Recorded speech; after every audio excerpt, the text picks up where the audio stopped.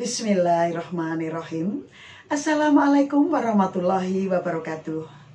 Alhamdulillahirabbil alamin. Wassalatu wassalamu ala asrofil anbiya'i wal mursalin, nabiyina wa habibina Muhammadin wa ala alihi wa sahbihi ajmain. Bapak, Ibu, Saudara yang dirahmati Allah, apa kabar hari ini? Masih bersama dengan saya, Tuti, pada serial Mengamalkan Nilai Islami Membuat Hidup Lebih Berarti.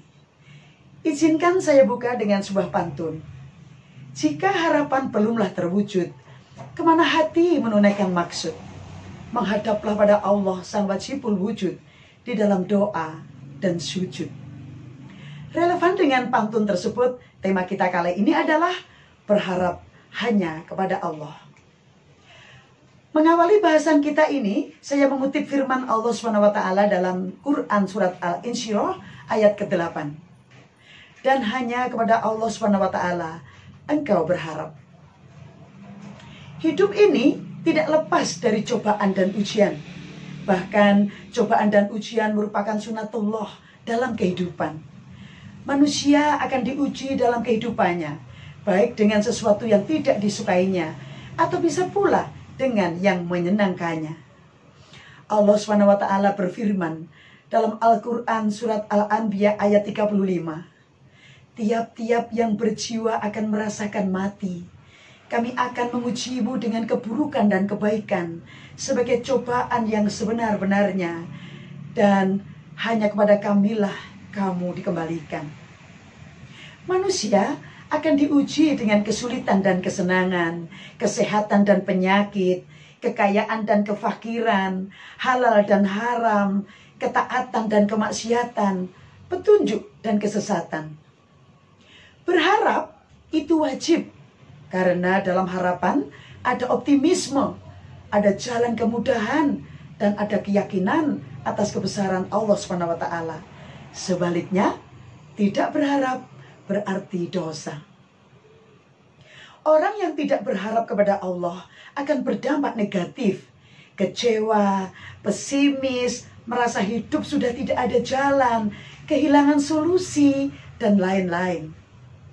Bagi kita, tidak ada pilihan lain kecuali Allah harus hadir di dada harapan kita.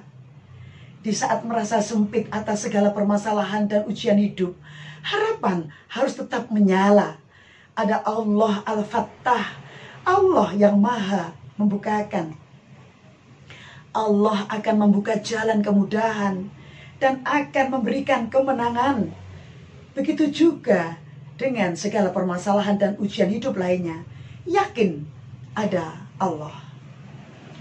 Allah SWT memiliki nama-nama yang baik.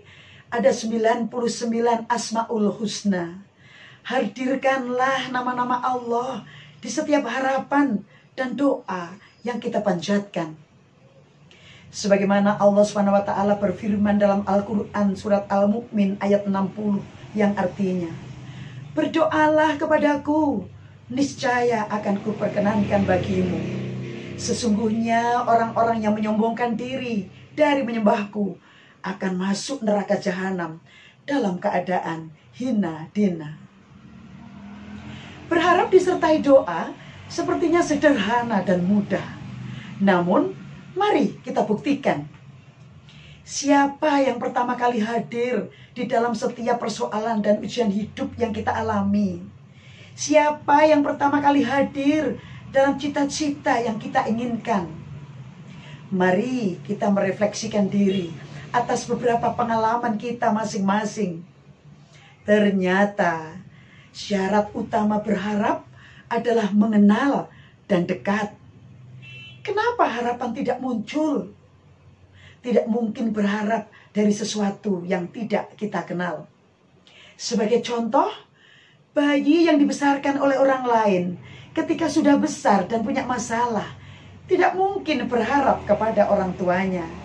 Namun harapan itu akan ditujukan kepada orang terdekat yang ia kenal. Orang tua yang melahirkannya terhalang oleh orang lain yang mengasuhnya. Begitu juga kita dengan Allah SWT. Apa yang menghalangi harapan kepada Allah SWT? adalah dunia. Sebagian manusia lebih dekat dengannya.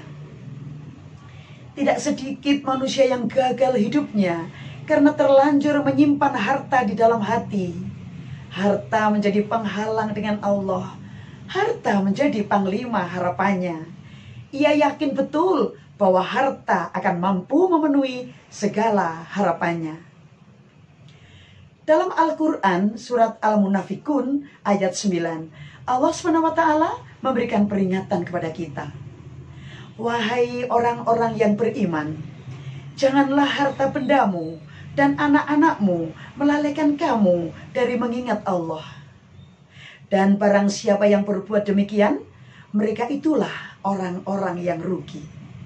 Bapak, ibu, saudara yang dirahmati Allah, hati yang baik insya Allah akan benar-benar mengenal dan dekat dengan Allah SWT.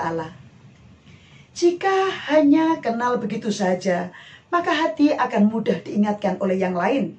Jika hanya dekat begitu saja, tidak kenal baik dengan Allah SWT, maka hati akan mudah diingatkan oleh yang lain, bahkan diisi oleh selain Allah. Ada sebuah contoh. Seorang staf merenungkan, memikirkan pernyataan bosnya. Nasib gaji Anda ada di tangan saya. Saya yang akan menandatangani surat keputusannya. Maka staf membungkukkan badannya di hadapan manajernya karena alasan nasibnya. Seolah-olah atasan yang menentukan dan seolah-olah nasib tergantung pada manajernya. Seorang tersebut dengan ketakutan, akhirnya manajer yang hadir di dalam hadapannya menjadi harapannya. Ia lebih mendekat ke manajernya daripada mendekat kepada Allah SWT.